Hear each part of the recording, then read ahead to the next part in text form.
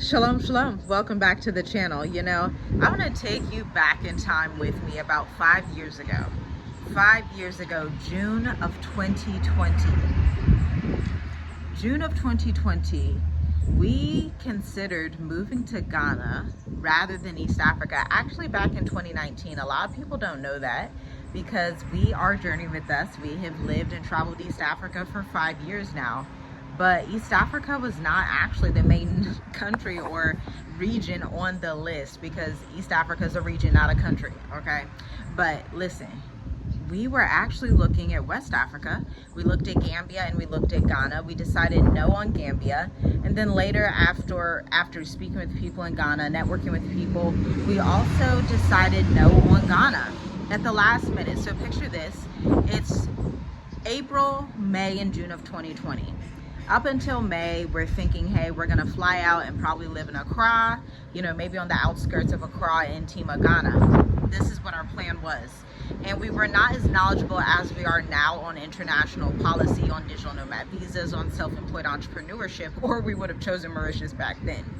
But nonetheless, we were looking at Ghana, but at the last minute, literally about 60 to 90 days out, we decided no, we're not going to Ghana, we're gonna go to Tanzania. Here's the reason. Back then, President John Pembe Magufuli was alive. I know y'all remember him. He was just a legend at that time because it was so rare to see someone that was standing up against the West and standing up against the things that they had going on at that time, right? And so that attracted us to Tanzania. We were like, wow, that must be a very strong people, a very faith-filled people, He was praying over his people when all of those things were going on that were happening in 2020 to 2021. And so that really attracted us to Tanzania. We thought that was such a beautiful thing. And we ended up staying in Tanzania for about 3 years, giving birth to 2 children via home birth while abroad in Tanzania. Now we live in Mauritius. And let me tell you, if you are thinking about Ghana, you may want to not necessarily doubt your decision, but provide yourself some more leeway and opportunity. Give yourself other choices, because had we known about Mauritius way back then, we would have chosen Mauritius way ahead of time. And in this video, I'm gonna tell you exactly why Mauritius may be better for you than Ghana, how to know if it's better for you, especially, caveat, key thing here, especially if you are someone that wants to travel Africa and not go back and forth between America and Africa. Especially if you're someone that's young, you're under 45, maybe you're a freelancer, you're a consultant, you have business ownership, you have flexibility. Maybe you're some type of content creator, you're an expert and you're right, graphic designer, freelance writer, marketing specialist, engineer, you could be a coder, a developer, a website developer, whoever you are. You could even be a lawyer, because we work with actually a lot of law firms that are solopreneur types that end up starting their own online law firm. Finance firms as well, real estate firms as well. You could be any of those types of people, a teacher, educator, whoever. But you are looking at coming to Africa. You know that most Americans are going to places like New Zealand, Spain, Portugal, the UK, Canada. What are some other ones I've seen? Those are like the top 5 picks, right? But you as a Black American, you are more so thinking, I want to be in the motherland. But when I come to the motherland, I don't want to get scammed. I don't want to have a lot of issues. I want to avoid a lot of these issues. And I want to have long-term residence. Well, you may be shocked to find out, my friend, that Mauritius has a premium visa, a digital nomad visa that's free. Caveat, there's some requirements that you have to meet that we meet. You have to own your business. You have to be employed by your business or another firm. As long as you are employed by a U.S. company, which can also be your own firm, and you provide that proof via bank statements, your state municipality certifications. I have a golden seal that I actually did for us. That's actually what helped us get our approval. As long as you turn in that paperwork, you show you're a LLC or a sole proprietor, either one, it doesn't matter.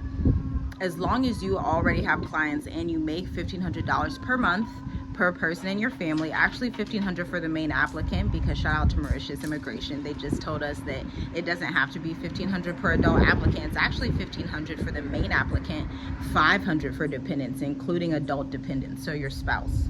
$500, $500, $500, right?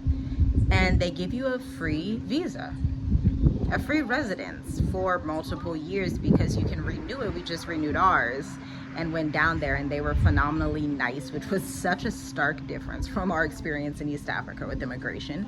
But Mauritius immigration, let me put it like this, if you didn't know, Mauritius, and this is a sign that you guys need to be understanding these different dynamics that happen in Africa.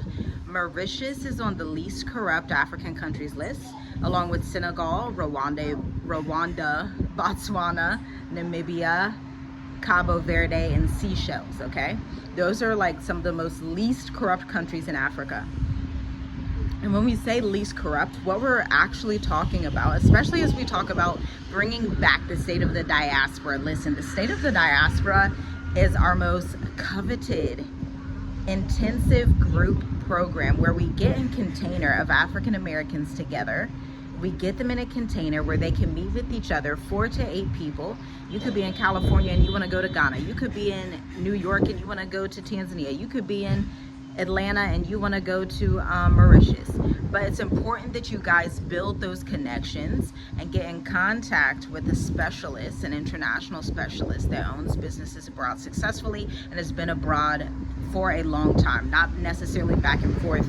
Because what a lot of people won't tell you about the back and forth game is that that's a requirement typically if you don't have residency. But when you have residency, you don't have to play the back and forth game. Again, we're thinking long haul.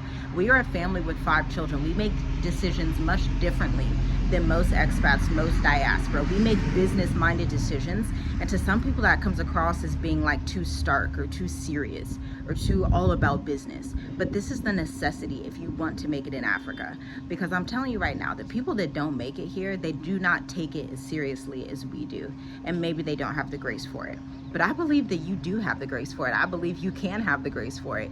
You just need to be in the right rooms and understand how to leverage your freelance business from America in these different countries. Because now what if I also told you that Mauritius isn't even the only one in Africa that does this? What if I told you Namibia has a digital nomad visa, South Africa, Kenya, Seychelles, Cabo Verde? What if I told you these digital nomad visas aren't that rare across the world in general? What if I told you Thailand has one? Vietnam is actually creating theirs as well. What if I told you Dubai just came out with the 10-year creator visa for freelancers and consultants and creatives that post online and have decent followings? They ain't giving you all the information. People don't really know all the information, but we have gathered it for you, okay? So you want to like this video, you want to share this video, you want to subscribe to this channel if this type of content is interesting to you, especially if you resonate with us. If you resonate with a married couple that has 5 children, so you're probably married, you probably have children, you probably have businesses, you probably even have a house abroad. You know, we've sold our property in the States from Tanzania. I kid you not. Like, we did not have to fly back to Tanzania to sell our property in a very wealthy Jewish community. How? Power of attorney. There's a lot of legal frameworks that you can use to live your best life while you're abroad, and you should absolutely use them. But how can you use them if you don't even know them? So what I want you to do, I want you to consider meeting us, my husband and I, virtually on Zoom for an intensive. It's going to be a 3-hour intensive starting July, okay? In the middle of July, we're doing an intensive. It's short notice. We're only doing it for 8 people. We don't do this that much. We just honestly don't. We have these corporate contracts we got to do. We have a lot of stuff, and so many people are in our email saying, help me, and you got to understand that if you empathize with other people and you see, we have a channel that has 22K subscribers. We have collectively reached 3 million people in the past 5 years. So you can only imagine how many people we get in our email inbox back to back to back to back. And I can't respond to everybody. I rarely respond to everybody. But for those of you who are serious at looking at Cabo Verde, looking at Rwanda, looking at Senegal, getting your freelance business off the ground, knowing how to leverage these digital nomad accounts, this comprehensive group container was orchestrated after launching the first of its kind e-course, Dream Life Africa, which was created in 2021, where we serviced over 150 diaspora who have moved to South Africa, Kenya, Ethiopia, Botswana. I don't think we have any in Ghana. I think Tanzania, obviously, Kenya, Rwanda, and I think those are the only countries. Those are the countries, okay?